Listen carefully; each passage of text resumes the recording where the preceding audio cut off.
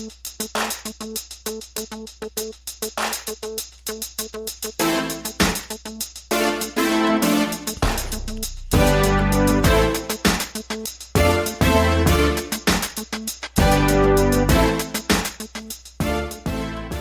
and welcome to the Black Entrepreneur Blueprint Show. I am your host, Jay Jones. Black Entrepreneur Blueprint was created specifically to educate and inspire Black entrepreneurs to launch, build, and grow successful businesses.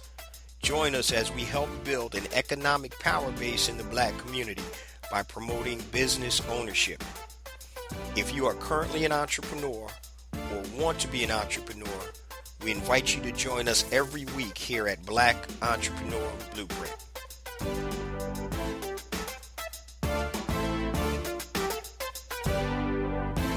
Welcome to the Black Entrepreneur Blueprint, episode number 270. I'm your host, Jay Jones, and today we have a dynamic show in store, family. Make sure you take out your notepad or your phone so you can take some notes. Today, we are going to be interviewing Mr. Randy Williams, the owner of Talley and Twine Watch Company. And on today's episode, family, we're going to talk about how Randy went from door-to-door sales to building a 7-figure brand. Before we get to today's episode, I just want to share a few things with the BEB family. First and foremost, if this is your first time listening to the podcast, welcome to the BEB family.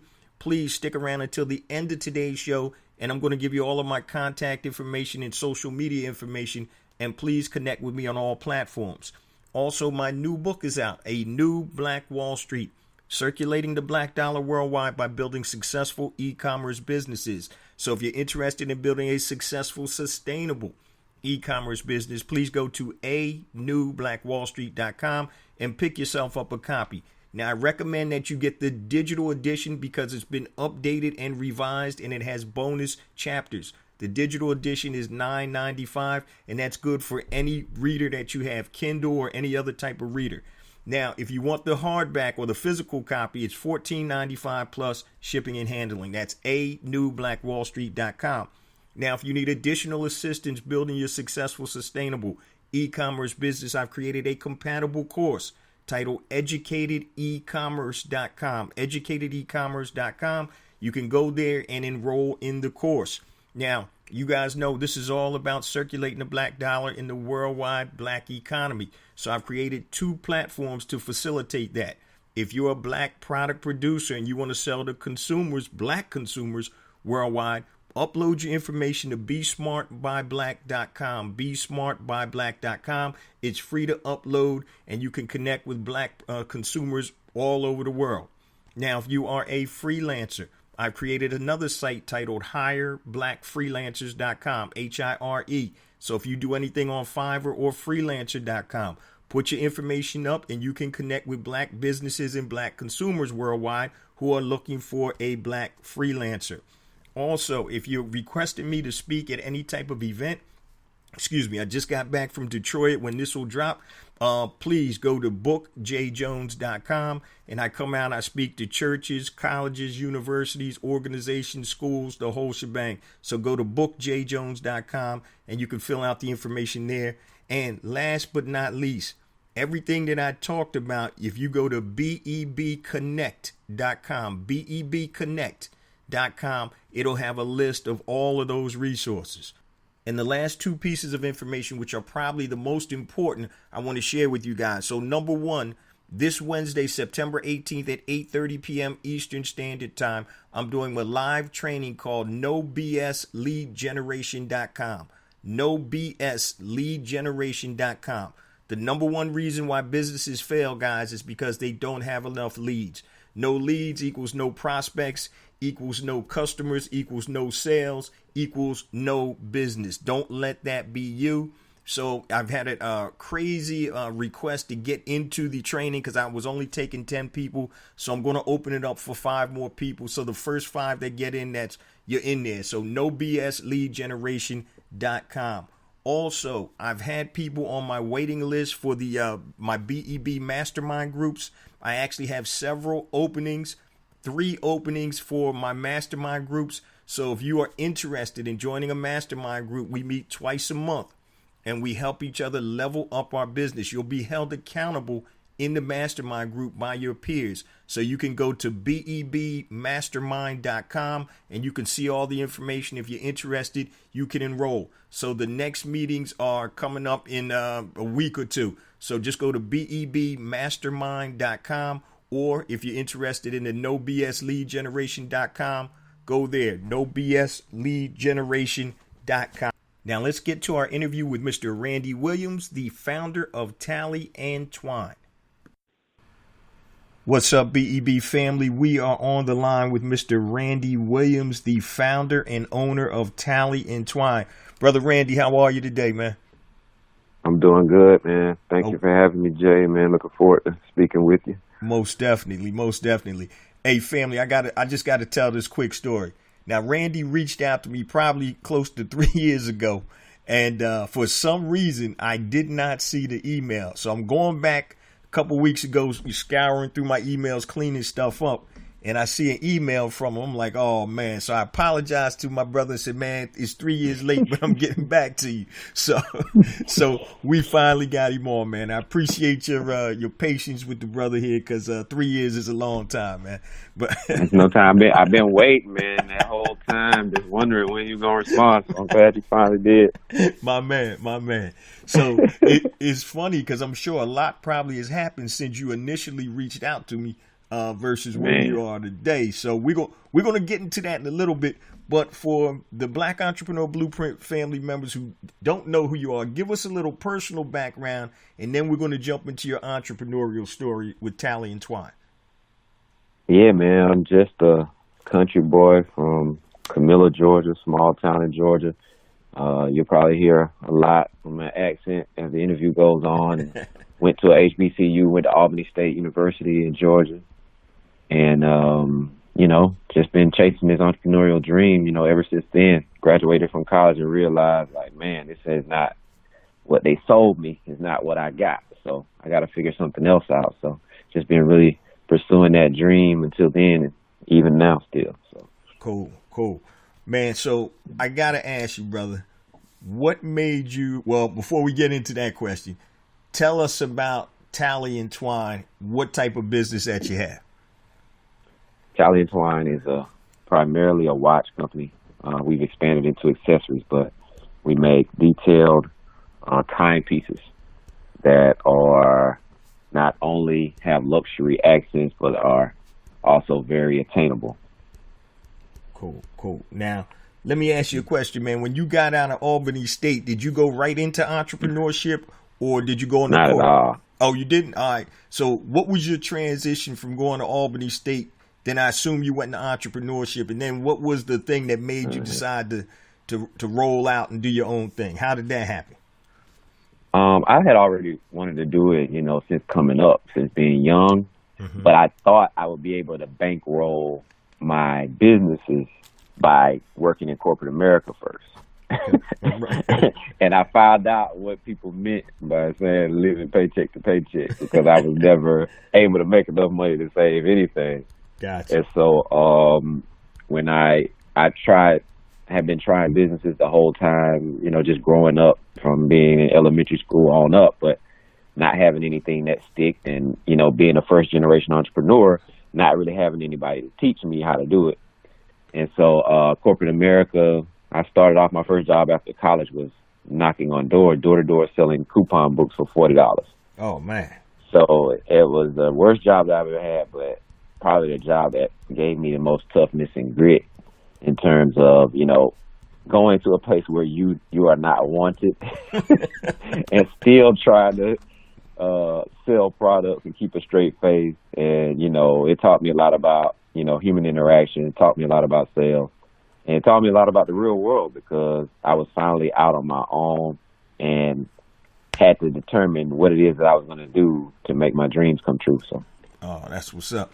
So, yeah, a lot of times, man, we'll come out and we'll have some expectations, because we really don't know yet in terms of, what to expect when you hit corporate America. And obviously, we're going to get into what you expected when you actually start out in your entrepreneurship journey. So, Talley and Twine.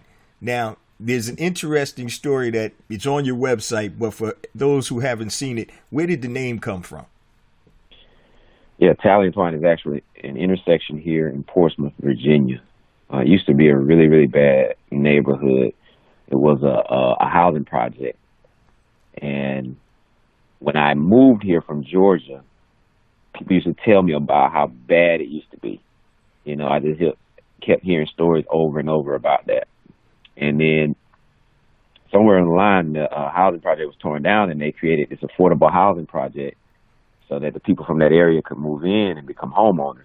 And I just love the ring of Talley and Twine, the name, but also what it stood for. You know, they pretty much wrote off this entire area and the people in it, and now those people have a chance to have ownership and have a chance to finish very differently from how it was started. And Cool. so I thought that would be a great thing to found the company on, and also something that would remind me of why I'm doing this in the first place. It's all about ownership, and it's all about creating something that's going to last for generations. Definitely. Now, what made you decide to go into the watch business? I know you're doing accessories now, but you started out with watches first, correct? Yeah.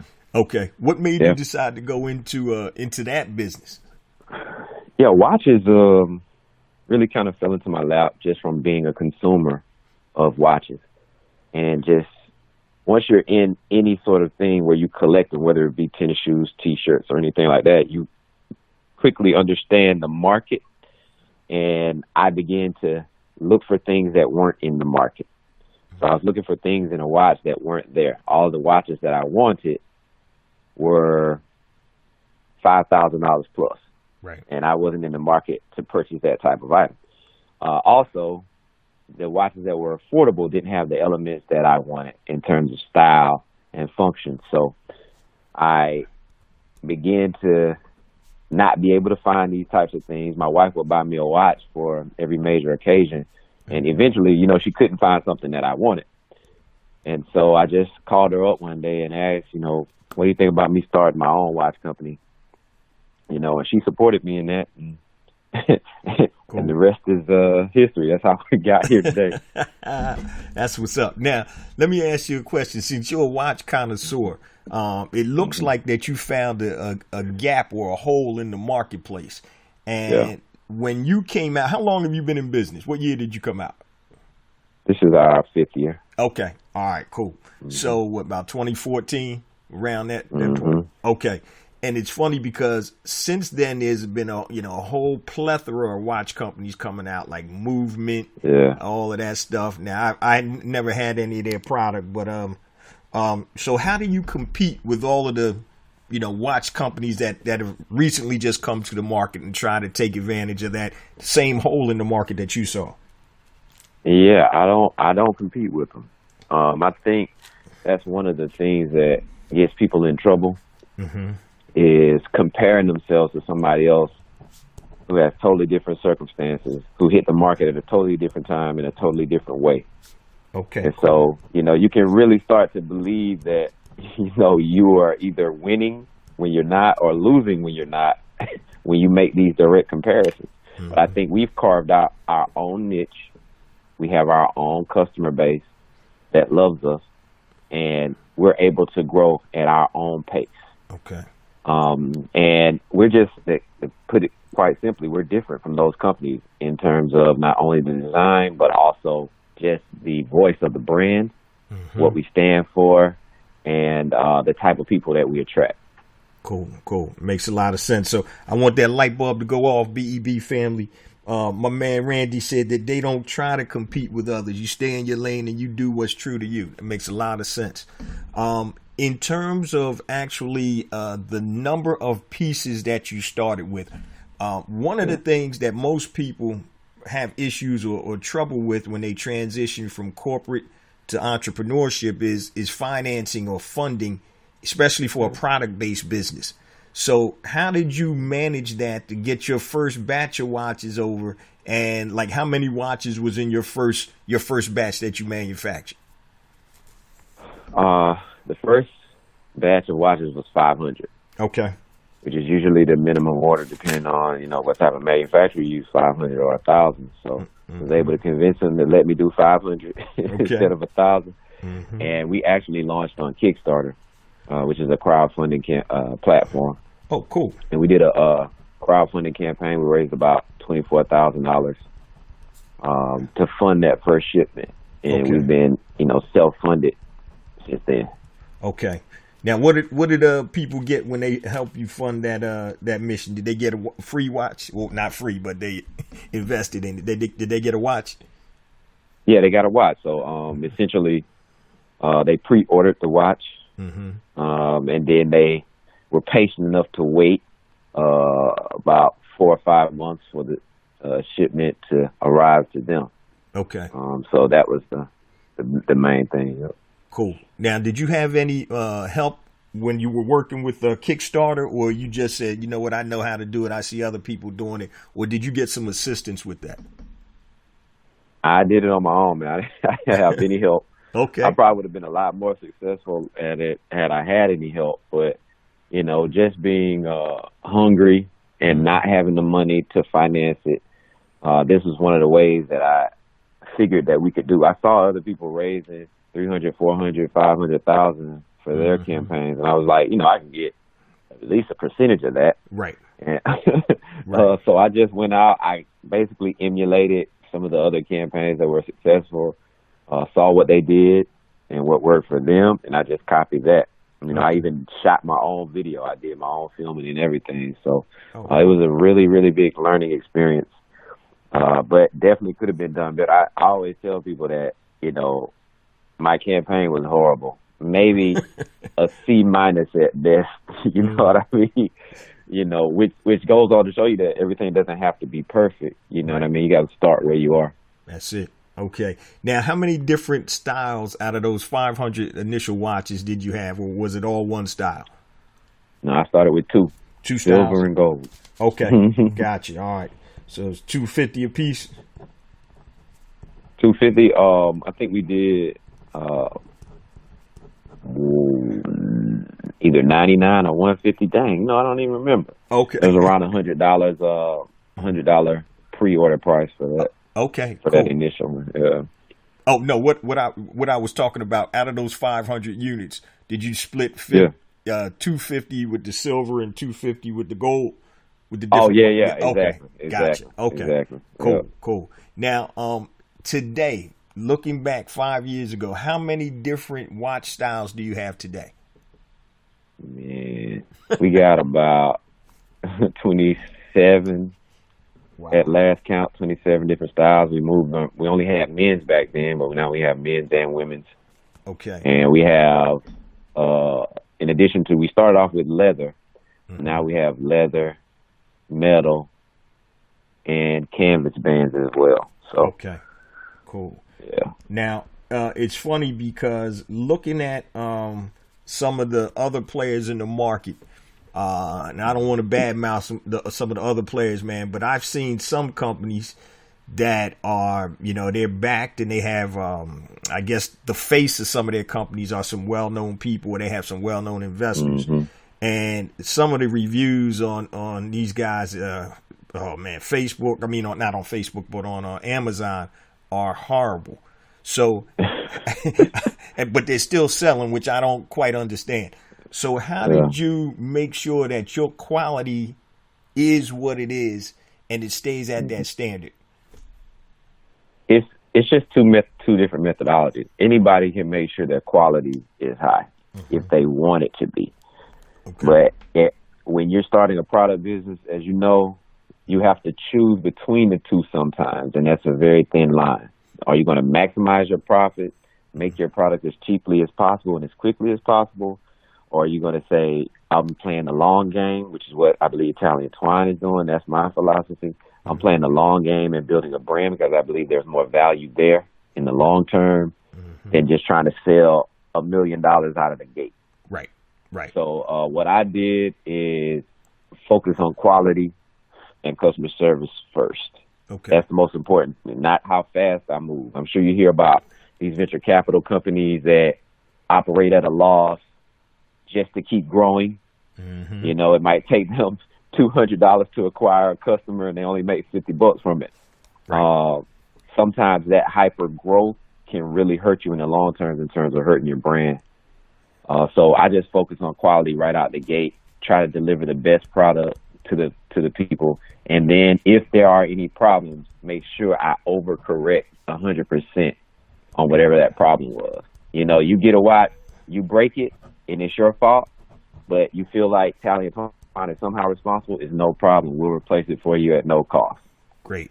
Yeah. I want to overcorrect on that, and I believe that if I build that strong base, now I can say, hey, look, here's some other products that we're introducing. Here's the women's line, because that word of mouth is going to carry so much more weight. Definitely. That's a great concept. You hear that, family? Overcorrect the problem. Now, you had talked about your niche that you're in. And one of the things, I did an episode about to be or not to be a black-owned company. Who is your target market? Is it our ethnicity, or is it anybody that wants to watch? And are you the face of the company itself, or do you stay more in the background? Yeah, I'm not the face of the company at all, because I believe in building a brand, and I didn't want it to be attached to me out of the gate. Also, that was pretty easy to do because nobody knows me anyway. And it wasn't like I was a celebrity starting the brand or had a lot of followers or anything like that. Mm-hmm. Now, as far as the demographic, that was one of the light bulbs that went off while I was developing Talley and Twine. And I didn't start off that way. I didn't realize this until after the Kickstarter campaign. But during the Kickstarter campaign and after, I was so focused on getting multicultural models for pictures and videos. But in my own network, I didn't know that many people of different races.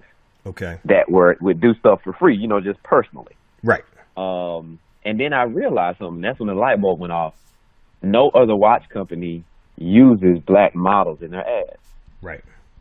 You just don't see it. So that's from the top to the bottom. From the new company to the companies that have been around for 100 years, they really don't advertise to us. Right. And to me, that represents a huge gap in the market. And a lot of people told me, don't do that. Try to show as many people as possible and, try to appeal to different races. But I decided not to do that because I learned that when you speak to everyone, you speak to no one. That's it. And if I do that, I'm no different from any other company. I'm going to fade into the sea of all those new companies that you mentioned. I'm going to blend in and be like them. And the second light bulb that went off was, we are the culture.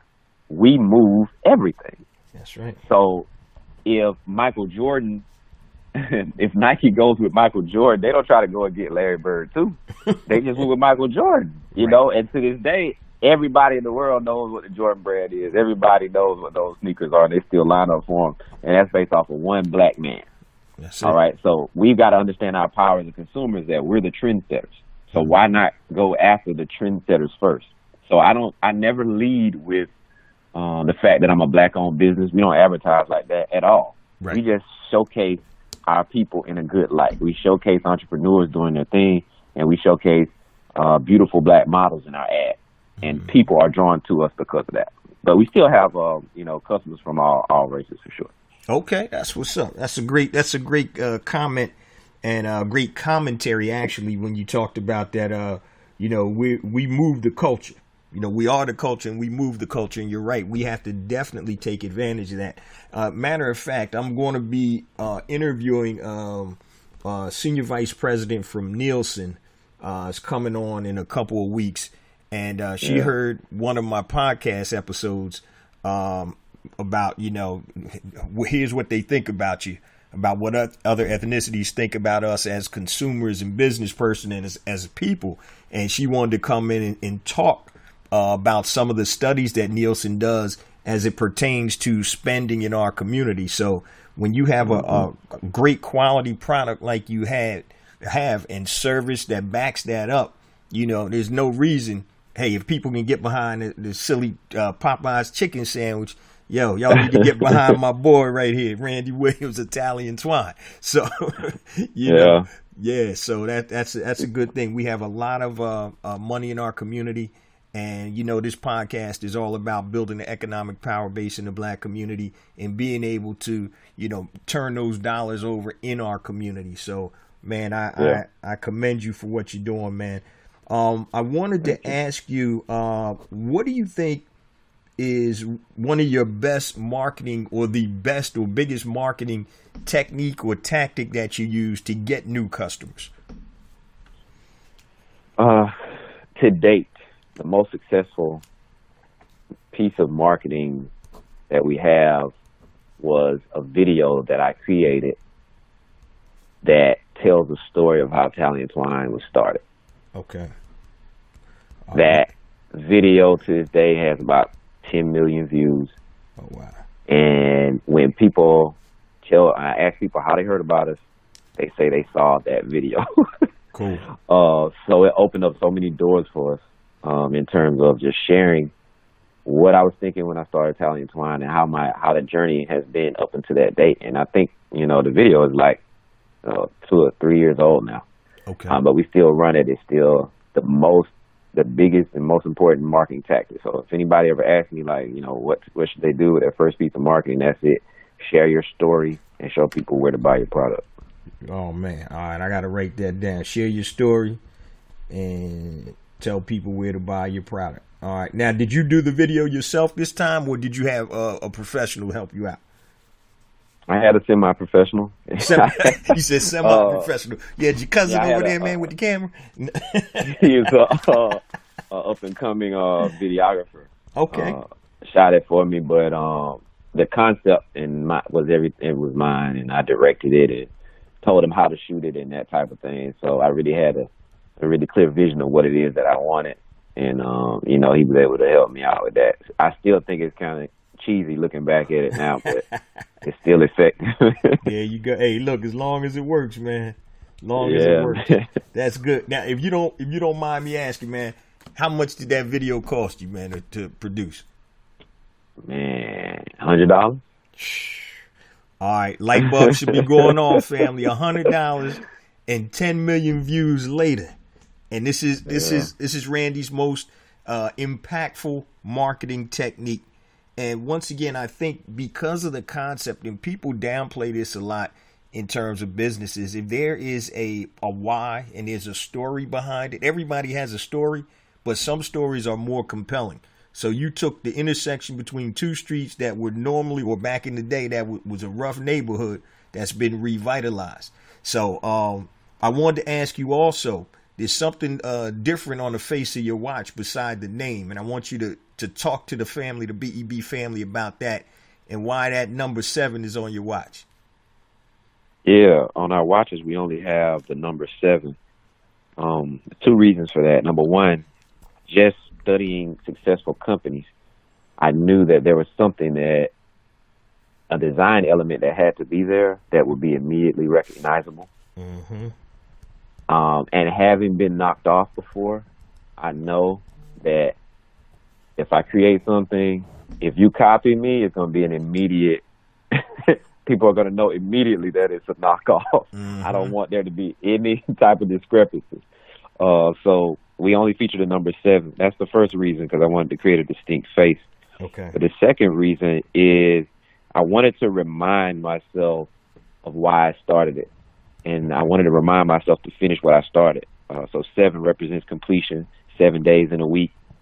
And so I said to myself when I started Talley and Twine that I'm going to finish this project and see it through to the end.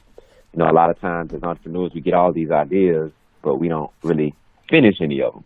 Right. We kind of, you know, you get sidetracked, you start back going to work, the kids get you, or, you know, you get discouraged and you don't see it through. And I was tired of that happening to me on a personal level. And so I really thought Talley and Twine could be something big. And so that's what I told myself. And that was just the perfect thing to put on there. Cool. Yeah, that is a sweet design element, man. And then the number of completion is 7. So that concept, or those concepts. Did you learn that, or was that something that just came about while you were putting the whole your whole plan together, or was that something that you had predetermined with the number 7 and the design element? That kind of came along during the design phase. Gotcha. Just looking for something that would be unique. but something that I already was familiar with in my head anyway. So, it just kind of came together at the right time. Okay. Now, with the success that you're having in the business, do you have how many employees do you have, or do you have contract workers? Is it just you in order to build this brand and this business? So just give the BEB family a little insight of how your operation works right now. Yeah, we have a very streamlined operation, man. 3 employees, and then the rest, the people that we work with, are contractors, are on a contract basis. Okay.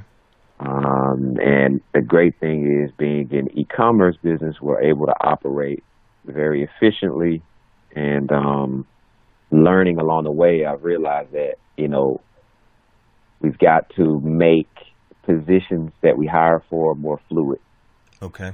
And to think of the organization as more like a web instead of just straight up and down organizational chart.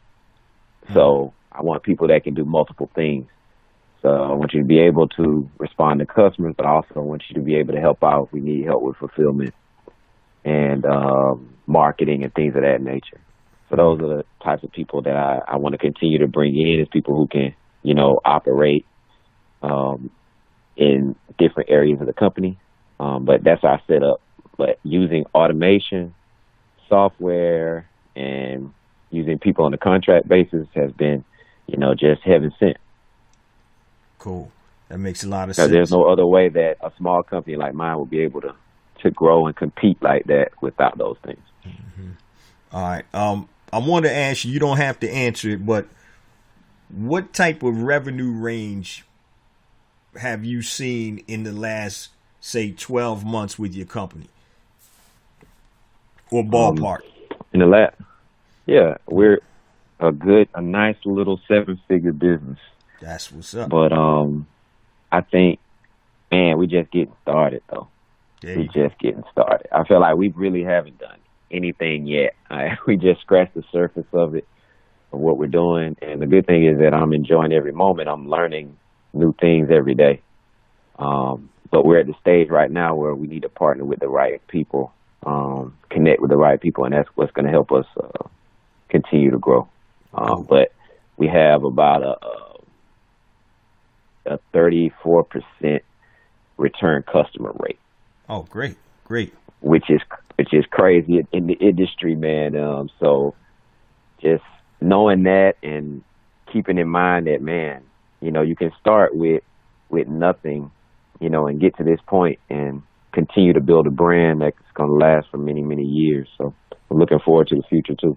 Cool. That makes a lot of sense, man. And in terms of your fulfillment, do you do it in-house or do you outsource your fulfillment? It's in-house? Yeah, we do it in-house, and I've tried both, though. Okay. Initially, when doing all of the research, I saw everybody else was using third-party logistics companies. And then we sell on Amazon as well, just a little bit. But I quickly learned that my strategic advantage, one of them, was how we dealt with customers and how important that was to the brand. Okay. And the 3PL company that I was using didn't care about that. Okay, gotcha. So stuff would be like 1 to 2 days late. They would drop some items, like forget to ship them. And to me, that was just a no-no. Gotcha. So we had to bring that back in-house. And the good thing is, the way our products are set up, it's so small, so it's easy to store. Right. It's a higher tier product, so it's not a $10 piece of plastic you slap in the bag. Right. So I want more care and attention to how we package it as well. And then being able to be customer responsive. If a customer calls us after 12 hours after they ordered it, we can go in and make those changes and update that address, which happens a lot, and still get the customer the product in time. Going through the 3PL, that was just like a nightmare. So we brought everything back in-house. See, and also for you guys that aren't familiar with logistics and stuff, that's third-party logistics. That's what Randy's talking about with the 3PL. And sorry about that. No problem. Third-party logistics, that means somebody else is doing your fulfillment. And once again, when your brand and you're so conscious about what people think of your brand, keeping that in-house, I think, was a smart move after you saw what was happening using that outside logistics company. And we also saved a lot of money, too. Yeah, I believe it. Now, here's a question. Man. You able to bring your cars into the garage, man, or you got all your product in your garage? Nah, I'm messing with you. Oh, no, we still got we got storage. We actually just purchased a building a few months ago, man, which is an office and warehouse space. Oh. So we'll finally be able to have everything in one spot. That's what's up. That's cool. That's cool. Yeah, I know a lot of times, man, you start off, you're like, oh, your office is all filled with product. You got your garage, your basement. Yeah, I had definitely had those days.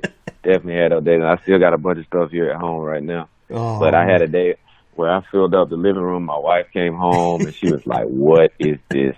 I was like, I didn't even want to call you to tell you it was here. Right. You deal with it when she comes home. Yeah.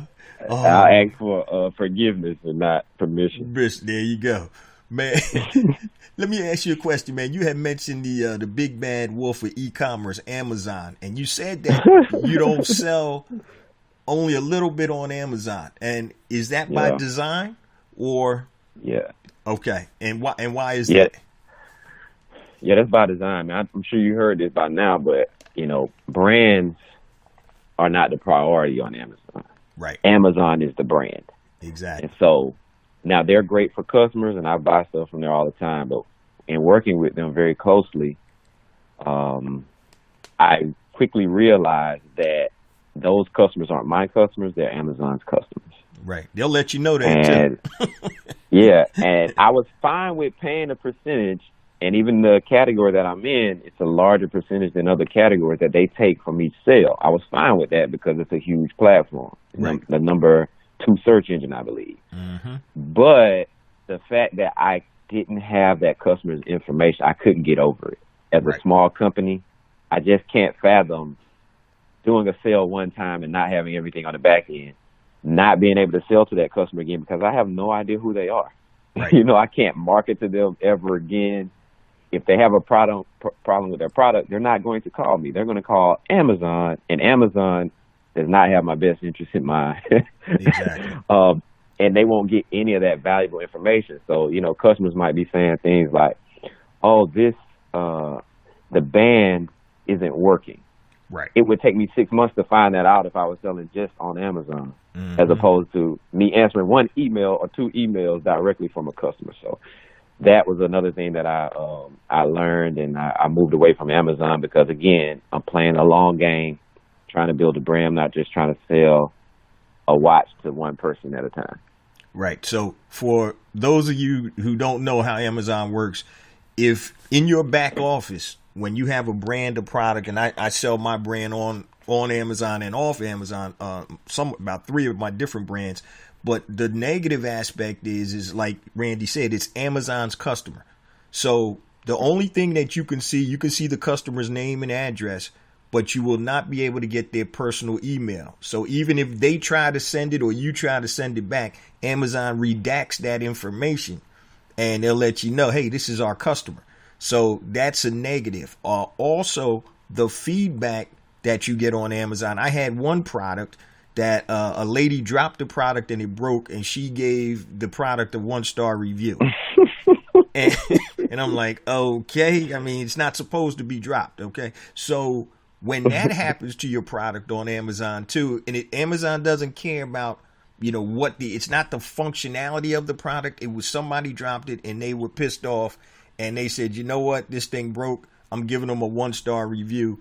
And what that can do to your brand too on Amazon, if you rely solely on Amazon, it can kill your brand.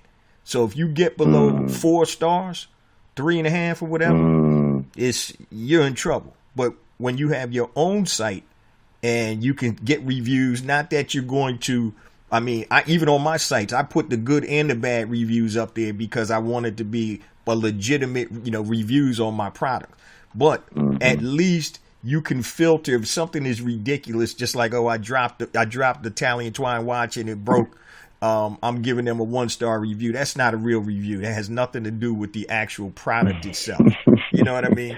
It's crazy. I'm laughing because this happens so often. You know what I mean? And you have no control over it. When it happens with us, at least we have the opportunity to fix it, Exactly. even though it's not our fault. But when it happens with Amazon, you're right. I was just talking to my wife yesterday about that. Like, it's funny how I don't even look at a product that has less than 3.5. That's it. If it has less than 3.5 4 stars, I don't even think about buying it. I just go to the next one. Yep, you go to the next. So, and that can kill your business. And also, I was telling one of my coaching students, there's also companies out there that will sabotage your business on Amazon. So they will buy, if you're a big competitor, they'll buy products or have products similar to yours. They'll have people buy them and leave you 5, 6, 10, negative reviews in a row on purpose. And they will actually pay people. If your product costs $100, they'll spend, it's almost like negative or reverse marketing. So they'll give these people that $100, they'll give 10 or 15 of them $100. Go buy this product, and after about a week or so, leave a 1-star review. And I actually had that happen to one of my coaching students because his product was blowing these others out of the water. And now he's sitting there, and there's nothing that he can do about it. And it killed not killed it, but it definitely dampened his business in terms of the volume that was there. So Amazon, there's pros and cons, family, when you're dealing with Amazon. Yeah, it's cutthroat. Yeah, it's cutthroat. Also, what a lot of people don't realize is Amazon now is even coming out with their own brands. So they're not going to be called Amazon, but they're in the clothing industry and other different sectors. So what Amazon does is if they have a product, say it's a watch product, and Amazon comes out with their brand of watches. QVC does this too, by chance. If anybody watches QVC, they have their own in-house brands. You don't know that they're QVC brands because they're named like Home Essentials or some other stuff. But what'll happen is, remember, Amazon controls all of that data. And so when they see people buying watches in the range of a $200 to $300 brand, and all they're doing is getting a commission selling other watches, that fee that they charge, Amazon can say, you know what, we can come out with a similar brand like this, where we get, make 90% of the profit, and we can also have that brand win the buy box anytime we want. So when people are searching for watches, so that's one of the things too. Amazon, even though you're selling on Amazon, they can be a competitor of yours too, and you won't even know it until they blow you out of the water. So, yeah. So, and that's happened to me on one of my products. Amazon started their own brand, and I used to be sell my product wholesale to Amazon. They shut my product off after a while because they came out with a competing product. So I sold it wholesale, and then I also sold it retail on Amazon. But man, that's a whole show into and of itself. But I just want people to know that. I really like what you're doing, Randy, in terms of building your brand slowly and controlling your brand, controlling the customer base, controlling the service, and controlling what your narrative of your company is. So anybody that's looking to get into e-commerce, it's changed from 5 years ago. You just can't throw a product up there with your name on it and think you're going to make hundreds of thousands of dollars. So you have to really create and build a brand. So yeah, that's pretty cool, man, what you've been doing. Now I know you're doing great right now, man, but tell us about a time where in business where you failed or you had a major setback, how you resolved that setback, if you did, and what you learned from it. Because it couldn't all be good, right, man? It can't all be great, right? Nah, definitely not all great. One of the things that happened early on that comes to mind is, again, like kind of similar to this Amazon situation, is I just told you that our biggest piece of marketing was a video that we had. And so I started to release other videos, and they were bringing a lot of traffic to the website and releasing these videos on social media. I did a live video that had music playing in the background. This had to be like 2 or 3 years ago. Okay. And Facebook stopped me from uploading videos. Wow. For over a year. I couldn't upload any videos, and my business was only marketed on social media. So now, instead of being able to upload videos, I just had to post static images. Wow. And it forced me to get really creative in terms of, what I could do. But initially, it was a huge blow. And because there was no recourse. Facebook is kind of like Amazon in that regard. You can't speak to anybody. Like, you got to contact the president or the Secretary of State in order to get somebody on the actual phone that can actually do something for you. Right. So they were not responsive. Nobody was able to help me. And I just had to wait it out, for that year until they released me from Facebook jail. It has a name now, but back then I didn't know what it was. So was it because of the music that you had playing, you didn't have authorization to use that music? Was that it? Yeah, it was just background music on a live video. I didn't, I wasn't even selling anything in that video. Wow. So yeah, that got me blocked, man. Oh man, for a whole year, huh? Suspended, yep. Oh man. So once again, those platforms. So unless you can control your own platform, and the way you can do that is building that database and that email list. Now, I tell people all the time, you gotta have a database. So one of the things with a Kickstarter program, when you were pre-selling, so I was just talking about this, and I'm doing actually a live training on this. A lot of times we get things backwards. We always want to start out and focus on the product or service we're selling. And then when we get the product or service, we don't have anybody to sell it to because, I better start marketing to somebody now to see if they even want the product or service. But with Kickstarter, you had proof of concept because people paid, to that initial monies and believed in your vision. And so proof of concept, people came out of pocket, and you already had a list of people that were pre-ordered. And so I tell people all the time, I said, you need to start building up your database. And Randy hit it. When you can control that customer base and, be able to send specials, promotions, holiday, Valentine's, Christmas specials and promos, that's where the money is. So when Randy, if you ever decide to sell Talley and Twine, they're going to be buying your customer base. Yeah, they're going to buy the physical product, but really it's the customer base who's going to continue to buy those products. And so, yeah, that's crazy. Do you have, I know you have a database, but how many people, I want the BEB family to understand, in order to build a business like this, what type of database or volume do you have of customers and prospective customers? Oh, man. My email list has got about 25,000 on it.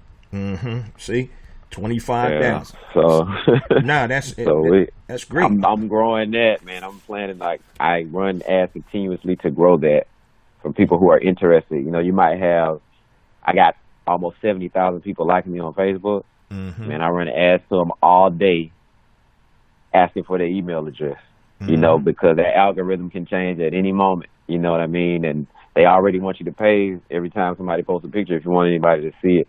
Right. So that's a huge part of the business and hidden source of revenue. People think they got to go out and sell something every day. Like, one of your biggest sources of revenue is going to come from your existing customers.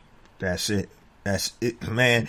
I'm doing the live training I'm doing on Wednesday the 18th, September 18th is the No BS lead generation live training. And I try to tell people, and this is actually what this training is going to do. It's about building your database and your email list, because that's where your money is. And so I wish when I first got into entrepreneurship, I wish somebody would have taught me that. I learned it along the way, but that's where the money is. That's where the gold is. And so I'm glad you reiterated that. And you even went one step more. So you advertised on Facebook to get email addresses. Listen, family. I do that now. Yeah. Yeah, that's what I'm saying. Listen, family, because once again, Randy said the algorithm may change. And guess what? If all you're doing is making sure you got Facebook likes and, Instagram followers, you could get cut off and shut down on Instagram. You can get shut down on Facebook. I mean, I've heard of horror stories. You can get shut down on Amazon. And so unless you control that database yourself, then you're at somebody else's mercy. Man, I'm not going to hold you too much longer, brother, but I want to ask you a couple more questions, man. Do you have an exit strategy for your business? Is there a point when you're going to say, and I know this is going to happen, somebody's going to come to you and say, yo, man, I like what you did. Here's about $100 million. Are you out, man? You going to the South Pacific after that? 100 million is hard to resist. I ain't even gonna lie. You know, I ask myself that question every day, man. Like, what amount would I take? Mm-hmm. You know, and people who are not in business don't understand that. And having an exit strategy is a part of business. Yep. We're of the belief that you should have one owner for 40 years and then die with nothing in the bank and nothing to show for it. And honestly, that's not the best way to do business. You know, if you're your only employee, after 10, 15 years, then maybe you're not doing something right. Right. You know, we're supposed to move into a bigger space. So my exit strategy, you know, is just that, like, keep growing the business and creating that customer base to make ourselves as valuable as possible. But I don't have a predetermined date for that because, like I said, I feel like we're just getting started. Like, we haven't even scratched the surface of how big we're going to be. Mm-hmm. And as long as I feel like I can create value, I'm going to continue to own Talley and Twine because I know where we can head. You know, thankfully, companies like Movement have shown us that what's possible. You know, to be sold for $100 million, you know, and to start on Kickstarter is possible. And it's possible. Personally, I think I have a stronger brand than that. Yeah. So I'm going to keep pushing. And a better quality product. I will tell you that. And a better product. Yeah. Most definitely. No disrespect. No disrespect to those guys. Yeah. But they had one of those things that you mentioned is creating that customer base. You know, they did a $300,000+ campaign on not only Kickstarter but also on another crowdfunding platform. So that customer base in and of itself, you're asking why they still sell? Because that customer base was so large, it just became a behemoth, and they knew the right moves to make after leaving Kickstarter as well. That's a really big part of the equation. Right. So that's what I'm trying to do, man. Yeah, you're on your way, brother. You're on your way, man. So in terms of your exit strategy, if it comes or when it comes, it's going to come. Where do you see yourself in your business in 5 years, man? In 5 years, I think we'll be definitely one of the most recognized brands, but specifically one of the most recognized and respected Black-owned brands. Okay. And the reason I say we have so much more to grow is because we don't utilize any celebrities. Right. We're all regular, everyday people sharing the brand has allowed us to grow to this point. We don't have any special endorsement deals. I'm not paying anybody $10,000 for a tweet. Right. That's not a part of my strategy because I don't want it because it's not authentic. Right. You know, I want something that's going to be authentic when they share it. And so in 5 years, man, I really think, you know, we can be 8-figure business, and we'll be entertaining a lot of buyout offers at that time. And I'll have to make a very crucial decision. You know, we've already been contacted by people, but, you know, I'm not interested in that right now. No. Cool. One of the things about your name, Talley and Twine, I get questions all the time. Matter of fact, I got a question from a young sister that I'm mentoring right now. Who's not starting, but trying to ramp or level up her business. And she was asking me about the name. And your name, Talley and Twine, allows you to go into different arenas or different verticals. So once again, you're talking about accessories. Was that something that was planned, or was it just that, you know, I'm just going to keep it at Talley and Twine and we're a watch company, but you know what? It leaves us open to do other things. So was that planned at first to keep the name kind of not generic, but open to being in other industries? Oh, yeah, that was definitely planned. Just being I'm just a fan of brands and the ones that are able to endure. When I see people lining up outside for certain brands, like, you know, my eyes open up and my mind opens to figure out, like, dang, what did they do to get to that point? Right. Like, they could literally sell a paper bag with their logo on it, and it's valuable because of that. Right. You know, the science behind branding has just always been this big, huge force of creativity for me. So that was definitely planned because I learned along the way that, you know, when you like a company, and this is just from me being a consumer myself, when you like a company, you want to buy other products from them. It just made sense from a business perspective as well. So yeah, definitely planned that from the beginning. Cool. Now, do you have so you went from men's watches, and I know you're into women's watches. What other products do you currently have, and what are you looking for in the future, if you can divulge that in terms of product? We have we can also sell bands separately, of course, but we have wallets, toiletry bags, duffel bags,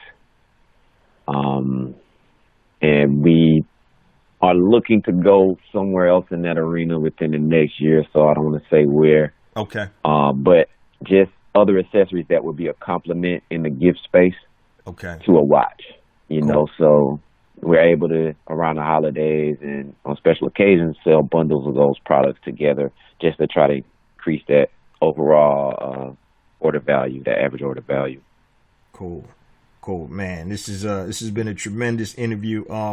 Before we close on out, man, I got two last questions. The first one is, tell our listeners how to connect with Talley and Twine, and your social media handles and all that good stuff. And then I got one more question after that for you.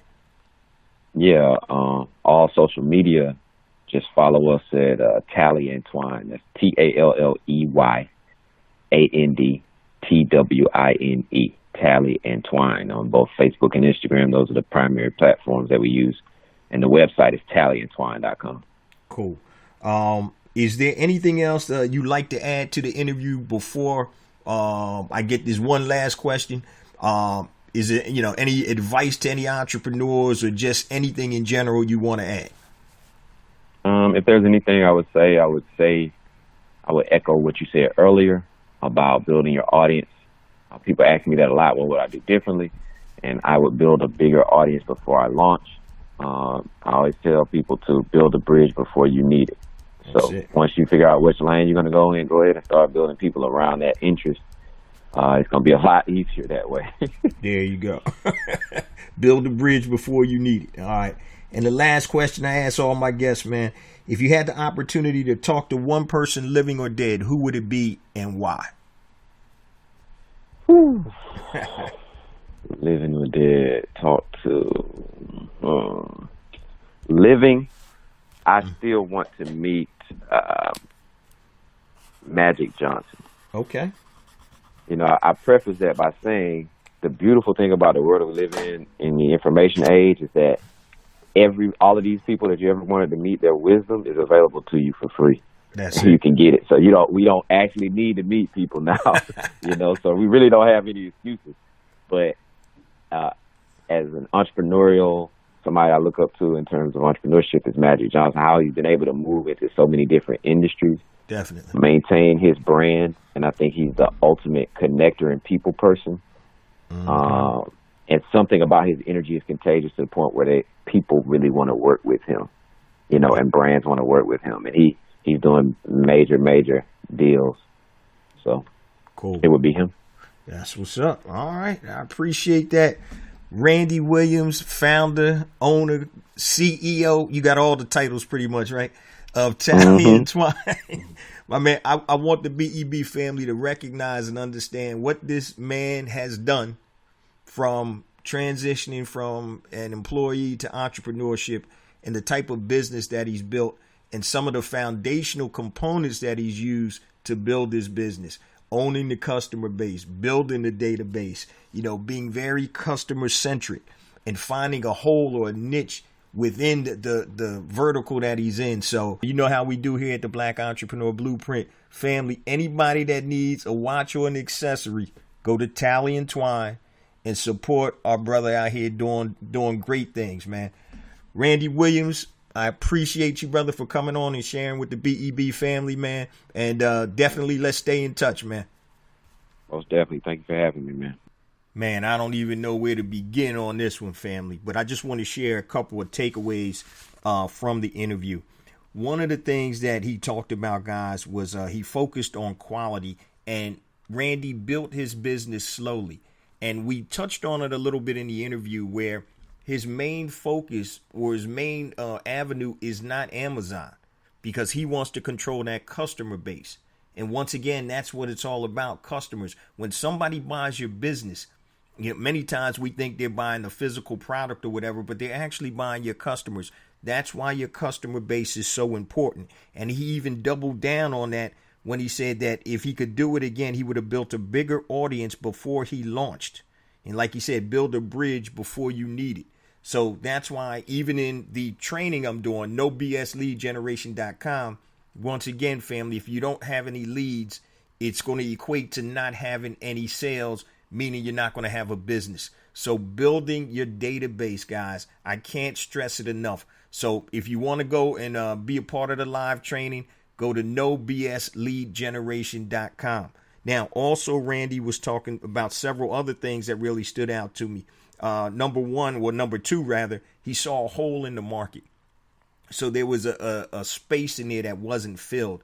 And so what his company did was it filled that space. And so that's very important. So there was that's his niche or niche. He filled that space that nobody was in there. He's primarily a watch company, but you see now also that he's doing some other things. He's doing some accessories.